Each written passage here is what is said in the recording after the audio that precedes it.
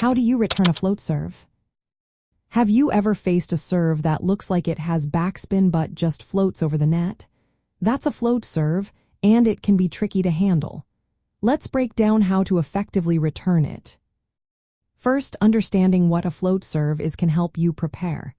This type of serve is hit flatly, which means it has little to no spin. It often tricks opponents into expecting a backspin, causing them to misjudge the ball's movement. When you see a float serve, pay attention to the server's action. If the ball does not drop as you expect, it is likely a float serve. Next, positioning is key. Stand slightly back from the table. This gives you extra time to react and adjust your return based on how the ball behaves. You want to be ready for anything, so a little distance can help. Now let's talk about your racket angle. Keep it neutral or slightly open. This prevents you from overreacting to the non-existent backspin. If you angle your racket too much, you might send the ball high, making it easy for your opponent to attack. When it comes to your stroke, aim for a smooth, flat return. Avoid using excessive power.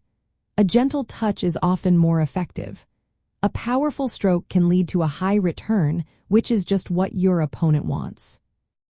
Placement is also important. Try to aim your return deep into your opponent's court.